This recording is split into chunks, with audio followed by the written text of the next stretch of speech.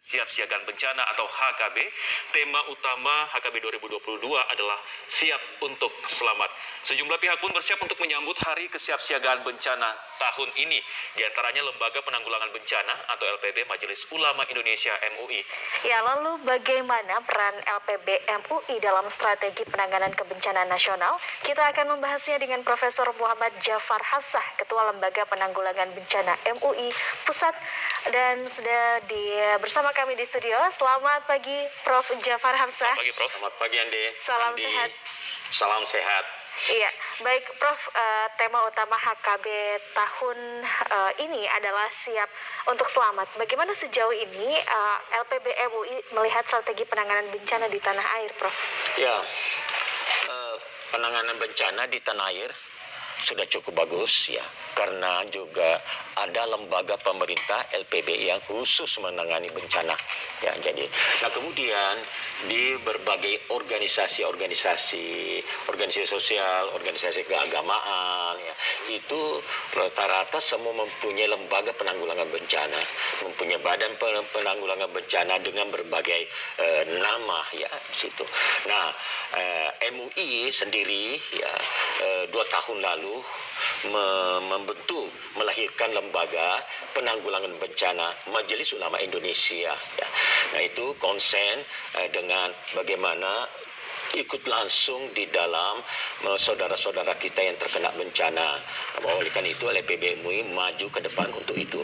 Nah, terutama memberikan bantuan langsung, memberikan antisipasi kepada bagaimana iman daripada ya ketakwaan kepada mereka yang terkena bencana, karena sangat-sangat rawan kalau terkena bencana seperti ini, terutama di segi aspek akidah tadi. Baik, Prof, ini 2 tahun terbentuk LPB MUI. Dan sebenarnya apa latar belakang dari pembentukan LPB ini sendiri, Prof? Dan sejauh ini selama 2 tahun, apakah sudah pernah turun langsung ke bencana-bencana yang pernah terjadi di tanah air? Iya, Andi. Jadi ulama merasa ingin langsung berkontribusi langsung kepada teman-teman kita, sahabat-sahabat kita, saudara-saudara kita yang terkena bencana. Ya. Karena yang terkena bencana itu baik fisik maupun lahir itu sungguh-sungguh merasakan penderitaan, merasakan kekurastabilan ya, merasakan ini betul-betul bencana ini adalah musibah yang menimpa dirinya. Nah, dengan demikian MUI ingin langsung ya berkontribusi bersama dengan lembaga-lembaga lain ya penanggulangan bencana untuk dapat memberikan bantuan, meringankan beban, mengurangi korban daripada terjadinya bencana. Nah, itu yang dilakukan oleh MUI. Nah, kemudian setelah terbentuk ya ini kita sudah langsung turun, yaitu misalnya seperti di longsor di Sumedang ya, banjir di DKI dan sekitarnya pada 1 tahun lalu ya. Kemudian erupsi Gunung Semeru kita sudah turun, kemudian Palu juga kita sudah perolehnya sudah turun di bencana Palu, gempa bumi ya. Kemudian tsunami kita sudah turun di Kalimantan Timur ya, kita sudah turun langsung. Berarti memang selama 2 tahun dengan adanya lembaga dari Majelis Ulama Indonesia ini tentunya sudah terjun langsung begitu ya, Prof, dan juga tentunya ingin langsung berkontribusi membantu masyarakat yang terkena bencana. Lalu Prof, sejauh ini seperti apa sih koordinasi antara LPB dengan pihak-pihak terkait seperti BNPB ataupun juga dan BPBD soal penanganan bencana di Indonesia, Prof? Dengan LPB itu sungguh-sungguh kita erat hubungan, malah program-program ya, kegiatan-kegiatan LPB banyak yang kita laksanakan, banyak yang LPB dan MUI laksanakan, termasuk bencana kemarin pandemi COVID itu adalah merupakan salah satu bencana, dan kemudian banyak sekali LPB bersama kita untuk menanggulangi.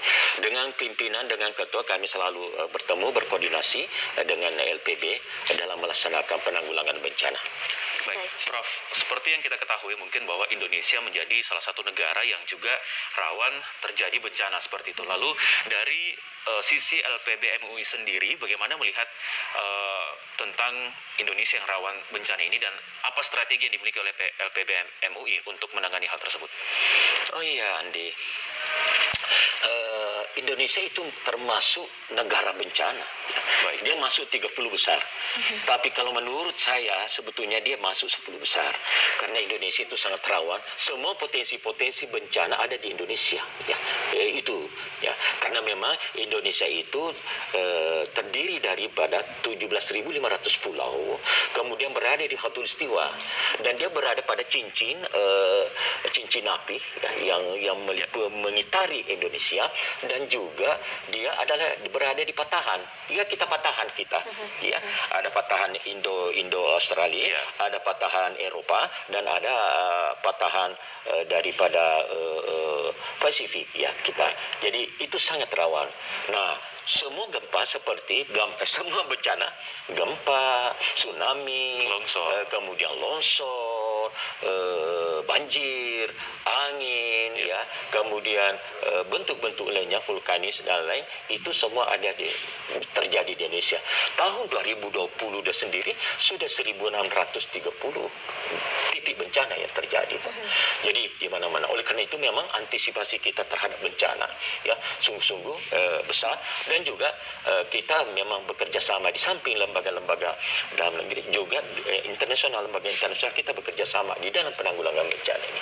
Baik, memang sudah ada strategi ataupun langkah-langkah dari penanggulangan bencana, lembaga penanggulangan bencana dari pihak MUI ini, begitu ya sejauh ini untuk bencana-bencana yang ada di Indonesia yang tadi Prof katakan memang kita termasuk 10 dari beberapa negara di 30 besar. 30 Tapi besar. saya merasa bahwa kalau menurut potensinya 10 besar masuk kita. Baik.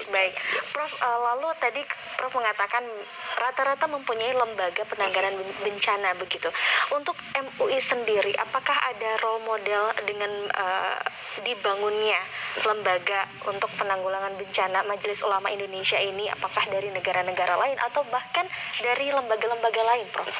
Ya, yang pertama kita tadi MUI itu konsen dengan bagaimana langsung menangani daripada yang terkena bencana, terutama dari aspek aspek keagamaan, aspek keimanan agar supaya dia tidak goyah dan tetap sungguh-sungguh dia tetap pada posisinya sebagai insan yang berketuhanan yang Maha Esa Nah itu konsennya. Nah tetapi juga memang kita banyak sekali memberikan antisipasi daripada memberikan mobilisasi, memberikan semacam juklak bagaimana menghadapi bencana begitu, mengantisipasinya. Jadi itu kita mengadakan pelatihan, kita mengadakan mengedarkan brosur sosialisasi untuk bagaimana kita menjinakkan mengantisipasi dan menghindar daripada bencana ini itu. Nah kemudian dengan luar negeri kita banyak bekerja sama dengan luar negeri, termasuk Palang Merah Indonesia, Palang Merah Internasional, kemudian lembaga-lembaga lainnya yang juga bergerak di penanggulangan bencana. Baik, Prof. Terkait dengan tadi Prof mengatakan sudah 2 tahun ini juga sebenarnya sudah terjun langsung ke lokasi-lokasi yang terjadi bencana seperti itu di tanah air. Dan selama 2 tahun ini apakah ada kendala, Prof, dalam melakukan visi dan misi dari LPB MUI sendiri, dan apa pengalaman yang paling Prof ingat dengan terjunnya langsung LPB ke lokasi-lokasi bencana ini? Yang pertama adalah itu kan bencana ada di awal ada kita actionnya pada waktu kemudian pasca bencananya itu. Nah kemudian teman-teman kita, bapak-bapak kita, lembaga-lembaga penanggulangan bencana, sahabat-sahabat kita ini baik dari yang muslim maupun agama non muslim kan banyak dari aspek itunya. Nah kemudian koordinasi dalam melaksanakan itu situ. Di awal-awal biasa banyak di situ bertumpuk para hadir di situ. Tetapi di pasca bencana itu ya sudah pemukiman kembali, mencarikan pekerjaan lagi yang baru. Itu yang sudah kurang tuh yang datang di situ. Nah, itu yang tentunya. Yang kedua adalah sumber dana kita yang tidak banyak untuk memberikan bantuan. Karena sungguh-sungguh pada waktu terjadi bencana seluruh aspek terkena dia. Tidak ada makan, tidak ada tempat tinggal, dan pekerjaan putus pekerjaan, tempat bekerja. Nah, ini semuanya justru memerlukan sumber daya yang cukup dan tepat ya kepada mereka. Dan ini yang kita koordinasikan atau yang tidak mudah mengkoordinasikan siapa mengerjakan apa, memberikan bantuan apa. Jadi ya itu. Nah, terkadang misalnya di erupsi Gunung Berapi kemarin, Gunung Semeru kemarin, pembawa pakaian bertumpu, pakaian baju. Tetapi itu merasa kelebihan bukan? Tapi aspek lainnya kurang. Kemarin beras banyak, tetapi keperluan lainnya untuk bayi, untuk susu bayi, untuk itu yang terkadang. Nah, di situ bagaimana mengkoordinasikan sumber daya atau dukungan yang diberikan kepada yang terkena bencana. Nah, di situ hadirnya MUI di dalam LPB MUI ini di dalam bagaimana mengkoordinasikan daripada menanggulangi bencana di sini dengan tertata ya, dengan waktu durasi tertentu. Baik, tentunya mengkoordinasikan semuanya tentunya, dan memang banyak sekali metode-metode yang telah dilakukan oleh LPB MUI ketika ada bencana, terjun langsung ke lapangan begitu ya, Prof. Din. Baik, Prof. M. Jafar Hamzah selaku Ketua Lembaga Penanggulangan Bencana MUI Pusat, terima kasih sudah bergabung bersama kami ke studio TVRI. Terima kasih, salam sehat selalu, Prof. Prof. Terima kasih Andin. Terima kasih Andi. Baik, terima kasih. Diundang untuk memberikan informasi. Baik, terima kasih, Prof. Waalaikumsalam warahmatullahi wabarakatuh.